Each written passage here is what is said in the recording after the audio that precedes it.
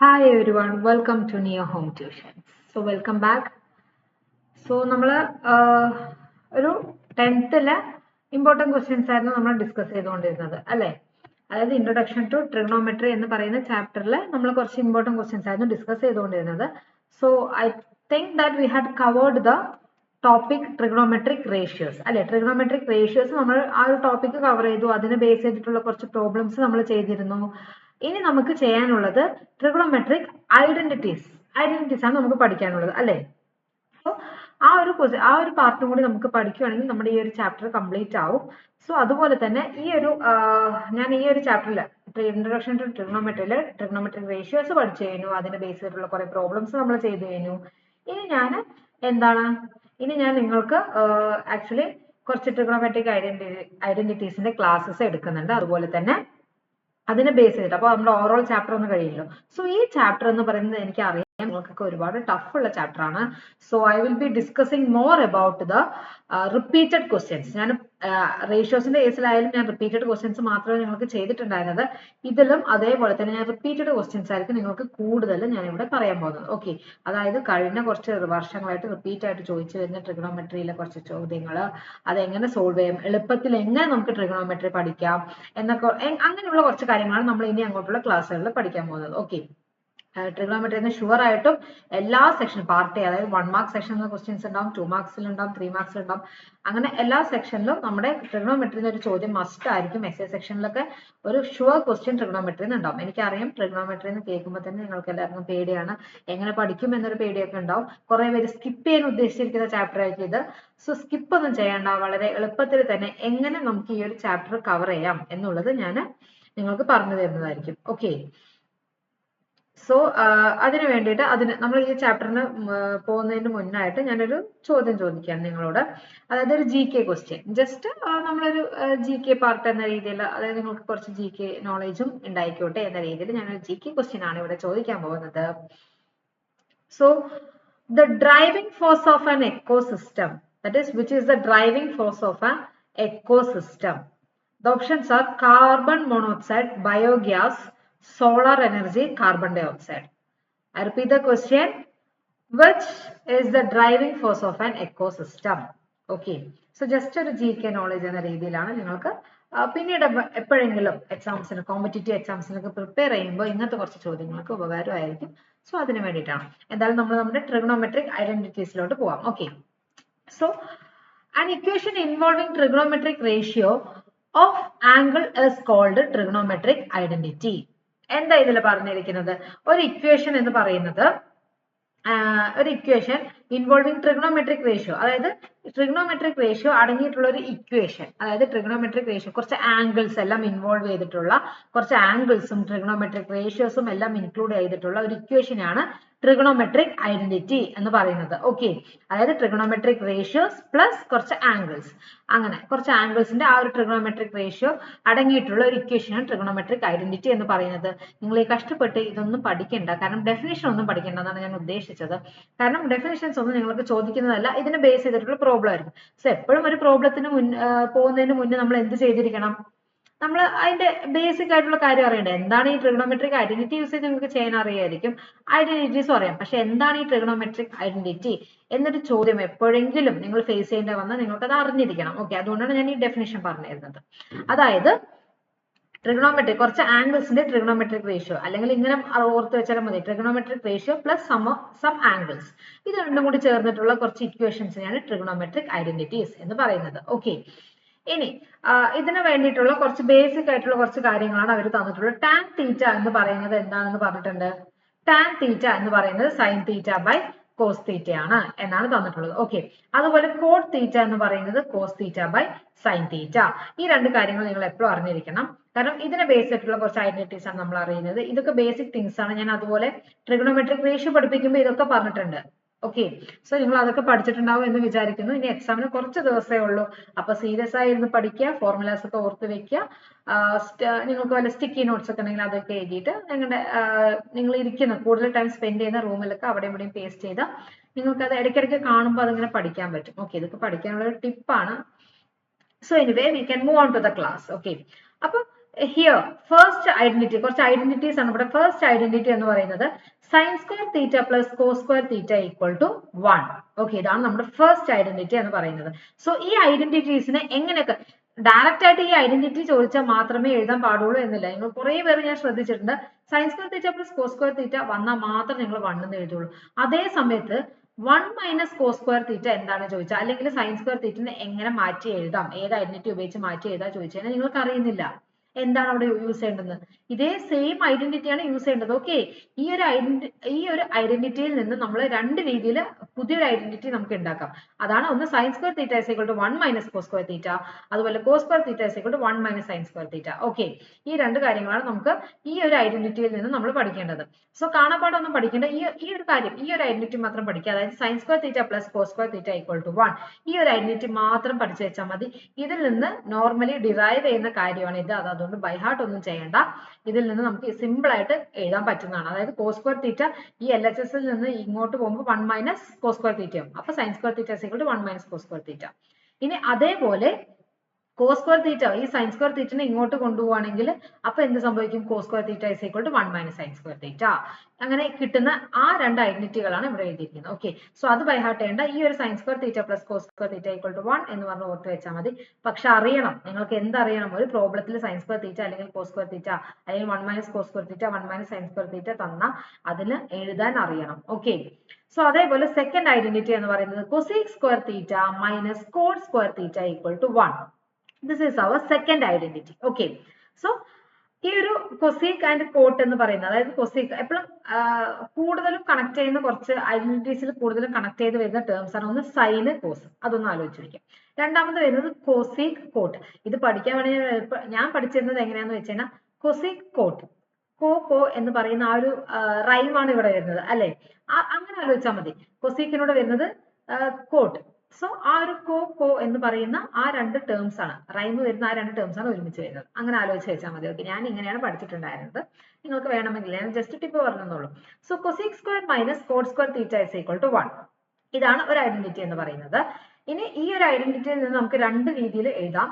അതാണ് ഒന്ന് cosec square theta is equal to 1 plus cot square theta, അതേപോലെ cot square theta is equal to cosec square theta minus 1.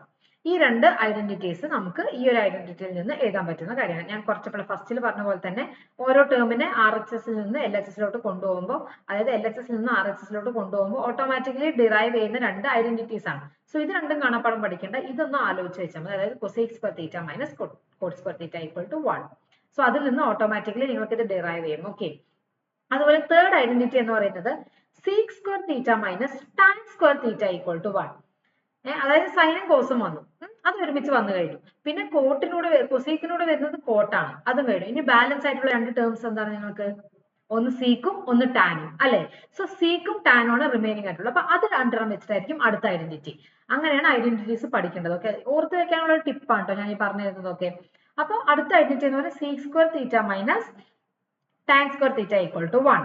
ഇതിൽ നിന്ന് ഈ ഐഡന്റിറ്റിനെ നമുക്ക് രണ്ട് രീതിയിൽ എഴുതാം. ഒന്നെന്ന് പറയുന്നത് sec square theta equal to 1 plus tan square theta, അതായത് ഈ മൈനസ് ടാൻ സ്ക്വയർ തീറ്റനെ LHS നിന്ന് RHS ലോട്ട് കൊണ്ടുപോകുമ്പോഴാണ് ഈ ഒരു ഫോർമുല വരുന്നത്. ഓക്കെ, അതേപോലെ tan square theta is equal to sec square theta minus 1. അങ്ങനെ രണ്ട് ഐഡന്റിറ്റീസ് ആണ് ഇതിൽ നിന്ന് വരുന്നത്. ഓക്കെ, ഈ ഒരു sec square theta minus tan square theta equal to 1 എന്ന് പറയുന്ന ഐഡന്റിറ്റിയിലെ ടേംസിന് നമ്മൾ ഒന്ന് അങ്ങോട്ടോ ഇങ്ങോട്ടോ ഒക്കെ അറേഞ്ച് ചെയ്യുമ്പോൾ വരുന്നതാണ് ഈ രണ്ട് ഐഡന്റിറ്റീസ് എന്ന് പറയുന്നത്. ക്ലിയർ ആയോ? സോ ഇതാണ് മൂന്ന് ഐഡന്റിറ്റീസ് ആണ്. ഒന്നെന്ന് പറയുന്നത് sine square theta plus cos square theta is equal to 1, cosec square theta minus ആയതുകൊണ്ട് അതിനോട് വരുന്ന ടേം അതായിരിക്കും cot square theta. Cot square theta equal to 1. Next ആകെ രണ്ട് ടേംസ് റിമൈനിങ് ഉള്ളത് സീക്കും ടാനും. So sec square theta minus tan square theta equal to 1. ഇതാണ് നമ്മുടെ മൂന്ന് ഇമ്പോർട്ടന്റ് ഐഡന്റിറ്റീസ്. ഈ നാലാമതൊരു ഐഡന്റിറ്റി ഉള്ളത് എന്താണെന്ന് വെച്ച് കഴിഞ്ഞാൽ sine theta into cosec theta equal to 1. Okay, sine theta into cosec theta equal to 1. ഇതിൽ നിന്ന് എങ്ങനെയാണ് കോസ് തീറ്റ ഇൻറ്റു, അതേപോലെ തന്നെ ഇതിൽ നിന്ന് നമുക്ക് എഴുതാവുന്നതാണ് cos theta into sec theta equal to 1, അതേപോലെ തന്നെ tan theta into cot theta equal to 1. ഈ മൂന്ന് കാര്യങ്ങൾ നമുക്ക് എഴുതാവുന്നതാണ്. ഓക്കെ, കാരണം എന്തുകൊണ്ട് അങ്ങനെ എഴുതിയിരിക്കുന്നത് വെച്ചാൽ ഒന്നുമില്ല, സൈനിന്റെ റെസിപ്രോക്കൽ ആണ് കോസ് അല്ലെ. അപ്പൊ അതുപോലെ കൊസീക്കിന്റെ റെസിപ്രോക്കൽ എന്ന് പറയുന്നത്, അതുപോലെ കൊസീക്കിനെ മാറ്റി എഴുതുന്ന രീതിയിലാണ് സീക്ക് വന്നിരിക്കുന്നത്. ഓക്കെ, അതേപോലെ ടാനും കോട്ടും എന്ന് പറയുന്നത് പരസ്പരം അങ്ങോട്ടും ഇങ്ങോട്ടും റെസിപ്രോക്കൽ ആണ്. സോ സൈനിന്റെ റെസിപ്രോക്കൽ ആണ് കൊസീക്ക്, കോസിന്റെ റെസിപ്രോക്കൽ ആണ് സീക്ക്, ടാനിന്റെ റെസിപ്രോക്കൽ ആണ് കോട്ട്. സോ അതുകൊണ്ടാണ് ഇത് രണ്ടും കൂടി മൾട്ടിപ്ലൈ ചെയ്യുമ്പോൾ 1 എന്ന് പറയുന്നത്. ഓക്കെ, ആ ഒരു ഐഡന്റിറ്റി നിങ്ങൾക്ക് ക്ലിയർ ആയെന്ന് വിചാരിക്കുന്നു. ഫോർ സപ്പോസ് സൈൻ തീറ്റ, അപ്പോൾ സൈൻ തീറ്റ ഇൻറ്റു ആ ഒരു നാലാമത്തെ ഐഡന്റിറ്റിയാണ് ഞാൻ ഇവിടെ പറയുന്നത്. നിങ്ങൾ ഇനി കുത്തിയിരുന്ന് ആലോചിക്കേണ്ട എന്ന് വിചാരിച്ചിട്ടാണ് ഞാൻ ഇവിടെ എഴുതുന്നത്. ഓക്കെ, അതായത് സൈൻ തീറ്റ ഇൻറ്റു കൊസീക് തീറ്റ എന്നല്ല പറഞ്ഞത്. ഞാൻ എന്താ പറഞ്ഞു? കൊസീക് തീറ്റ എന്ന് പറയുന്നത് എന്താണ്? സൈൻ തീറ്റന്റെ റെസിപ്രോക്കൽ ആണെന്ന് ഞാൻ പറഞ്ഞു അല്ലെ. അപ്പോൾ റെസിപ്രോക്കൽ എന്ന് പറഞ്ഞാൽ എന്താ? കൊസീക് തീറ്റനെ എങ്ങനെ എഴുതാം എന്നാണ് നമ്മുടെ മീനിങ്. 1 ബൈ എങ്ങനെ എഴുതാം? 1 ബൈ സൈൻ തീറ്റ എന്ന് പറഞ്ഞിട്ട് എഴുതാം. ഓക്കെ, അപ്പൊ 1 ബൈ സൈൻ തീറ്റ എന്ന് പറഞ്ഞിട്ടാണ് നമുക്ക് കൊസീക് തീറ്റനെ എഴുതാൻ പറ്റുക. കാരണം റെസിപ്രോക്കൽ പറഞ്ഞാൽ അതാണല്ലോ. റെസിപ്രോക്കൽ എന്ന് പറയുന്ന വാക്കിന്റെ മീനിങ് നിങ്ങൾക്ക് അറിയുന്ന വിചാരിക്കുന്നു. ജസ്റ്റ് 1 ആണ് 2 ആണ് നമ്പർ, ഒരു നമ്പർ എങ്കിൽ അതിന്റെ റെസിപ്രോക്കൽ എന്തായിരിക്കും? 1/2. 3 ആണ് നമ്പർ എങ്കിൽ 1/3. ഇനി 1/3 ആണ് നമ്പർ എങ്കിൽ അതിന്റെ റെസിപ്രോക്കൽ എന്തായിരിക്കും? 3. ഓക്കെ, ജസ്റ്റ് ന്യൂമറേറ്ററിനെ ഡിനോമിനേറ്ററിലോട്ട് ഇടുക, ഡിനോമിനേറ്ററിനെ ന്യൂമറേറ്ററിലോട്ട് ഇടുക. അതാണ് റെസിപ്രോക്കൽ എന്ന് പറയുന്നത്. അപ്പോൾ കൊസീക് തീറ്റ എന്ന് പറയുന്നത് ഞാൻ ട്രിഗണോമെട്രിക് റേഷ്യോ പഠിപ്പിക്കുമ്പോൾ തന്നെ ഈ കാര്യങ്ങളൊക്കെ പറഞ്ഞു തന്നിട്ടുണ്ട്. കൊസീക് തീറ്റ സൈൻ തീറ്റന്റെ റെസിപ്രോക്കൽ ആണ്, സൈൻ തീറ്റ കൊസീക് തീറ്റന്റെ റെസിപ്രോക്കൽ ആണ്. ഇതൊക്കെ ഞാൻ പറഞ്ഞു തന്നിട്ടുള്ള കാര്യങ്ങളാണ്. So sine theta into cosec തീറ്റന്റെ പകരം സൈൻ തീറ്റയുടെ റെസിപ്രോക്കൽ ആയതുകൊണ്ട് തന്നെ 1 ബൈ സൈൻ തീറ്റ എന്ന് പറഞ്ഞ് എഴുതി. അപ്പൊ ഈ സൈൻ തീറ്റയും ക്യാൻസൽ ചെയ്ത് കഴിക്കാൻ ബാക്കി എന്താ റിമൈനിങ് ആയിട്ടുള്ളത്? 1 അല്ലേ? അതാണ് ഇവിടെ എഴുതിയിരിക്കുന്നത്. അപ്പൊ സൈൻ തീറ്റയും കൊസീക് തീറ്റയും കൂടി മൾട്ടിപ്ലൈ ചെയ്താൽ 1 കിട്ടുന്നതാണ് പറഞ്ഞിരിക്കുന്നത്. ഇതേപോലെ തന്നെ സീക് തീറ്റ എന്ന് പറയുന്നത് കോസ് തീറ്റയുടെ റെസിപ്രോക്കൽ ആയതുകൊണ്ടാണ് cos theta into sec theta 1 ആയത്. അതുപോലെ ടാൻ തീറ്റ എന്ന് പറയുന്നത് കോട്ട് തീറ്റയുടെ റെസിപ്രോക്കൽ ആയതുകൊണ്ട് തന്നെയാണ് ഇത് രണ്ടും മൾട്ടിപ്ലൈ ചെയ്യുമ്പോൾ 1 കിട്ടുന്നത്. ഓക്കെ, സോ ഈ 4 ഐഡന്റിറ്റീസ് ഓർത്ത് വെക്കുക. ഇതിനെ ബേസ് ചെയ്തിട്ട് നമ്മൾ ഇനി അങ്ങോട്ടുള്ള പ്രോബ്ലംസ് ഒരുപാട് ചെയ്യാനുണ്ട്. എസ്എ ടൈപ്സിലൊക്കെ ഇത് നിങ്ങൾ യൂസ് ചെയ്യേണ്ടി വരും. ഓക്കെ, ഞാനപ്പോൾ ഓർത്ത് വെക്കാനുള്ള ടിപ്പ് വരെ പറഞ്ഞു തന്നു. ഇനിയും പഠിച്ചില്ല എന്നുണ്ടെങ്കിൽ അത് നിങ്ങളുടെ ഭാഗത്ത് വരുന്ന ഒരു മിസ്റ്റേക്ക് ആണ്. So don't create such A mistake. Okay, പിന്നീട് എക്സാം അതിനെ റിഗ്രറ്റ് ചെയ്യേണ്ടി വരും. സോ അതുപോലെ ഇനി ട്രിഗണോമെട്രിക് ഐഡന്റിറ്റീസിന്റെ കൂടെ തന്നെ നിങ്ങൾക്ക് പഠിക്കേണ്ട വേറൊരു കാര്യമാണ് ഈ ഒരു ടേബിൾ.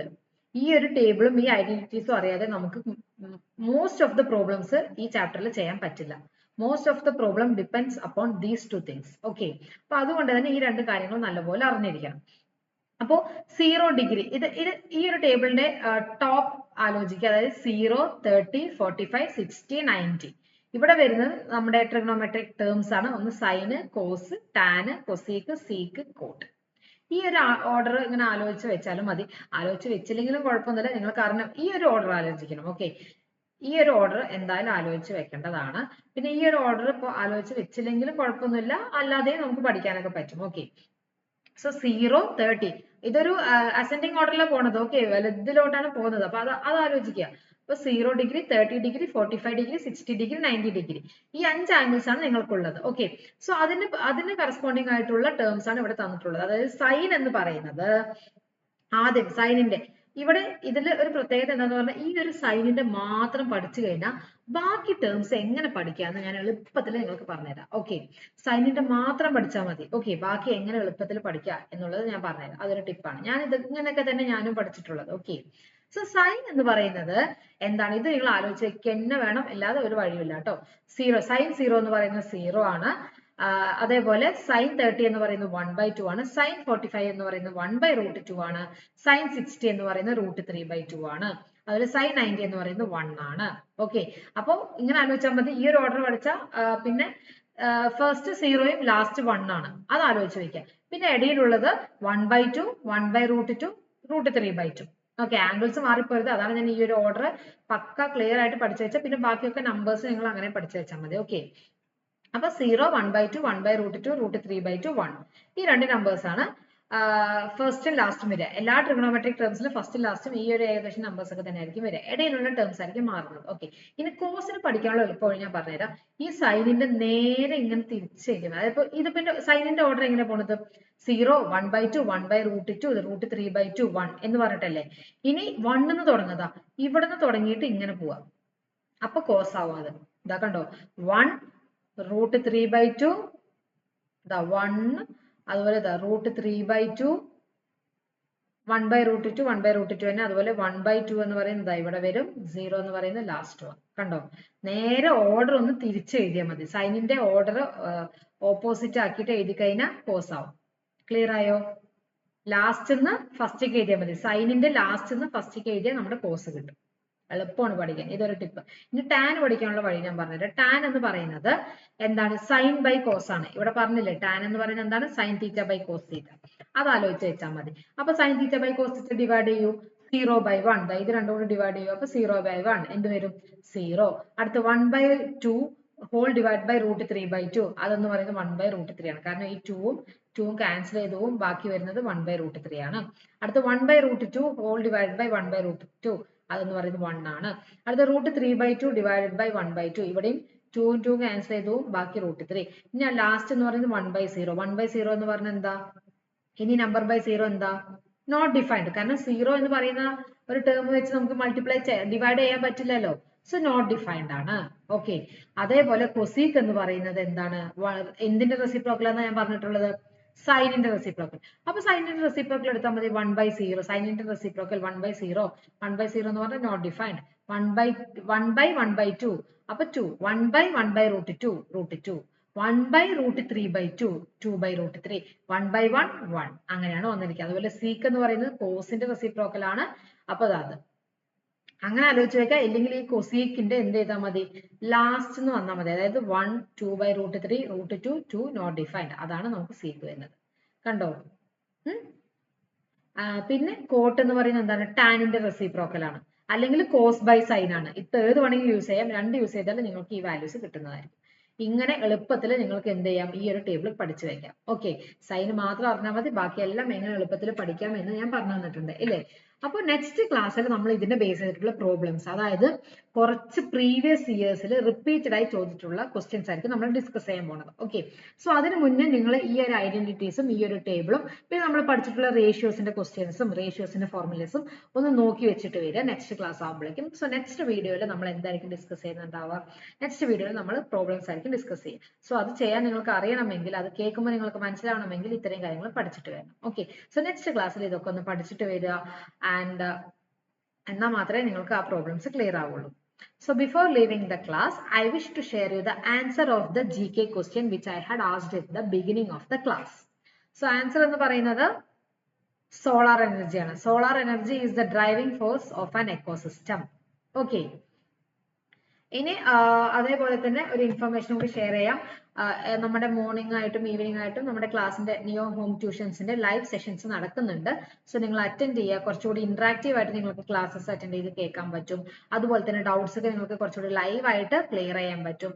സോ നിങ്ങൾ ലൈവ് സെഷൻസ് മിസ് ചെയ്യാതെ കാണുക. അതിന്റെ ലിങ്ക് എന്ന് പറയുന്നത് കമന്റ് സെക്ഷനിൽ കൊടുക്കുന്നതായിരിക്കും. സോ നിങ്ങൾ അത് എന്തായാലും ഈ വീഡിയോന്റെ ഒപ്പം കൊടുക്കുന്ന ലിങ്കിൽ നിങ്ങൾ ജോയിൻ ചെയ്ത് ക്ലാസ്സസ് അറ്റൻഡ് ചെയ്യുക, ലൈവ് സെഷൻസ് അറ്റൻഡ് ചെയ്യുക, നിങ്ങളുടെ ഡൗട്ട്സ് ക്ലിയർ ചെയ്യുക. എക്സാംസിൽ നിങ്ങൾക്ക് അത് വളരെ ഹെൽപ്ഫുൾ ആയിരിക്കും. അത് കൂടാതെ തന്നെ just share this information to your friends also. Okay. ഫ്രണ്ട്സിന് കൂടി ഈ ഇൻഫർമേഷൻ ഷെയർ ചെയ്യുക. അപ്പോൾ അത് അവർക്കും കൂടി ഒരു ഹെൽപ്ഫുൾ ആയിരിക്കും എക്സാം ടൈമിൽ. So anyway, thank you.